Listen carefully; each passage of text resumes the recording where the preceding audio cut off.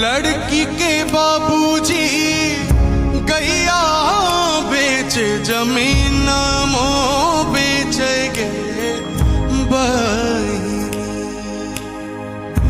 तब ने हिजबाज पूरले करे जबो फट गे बहिनी तब ने हिजबाज पूरले करे जबो कांप गे बहिनी।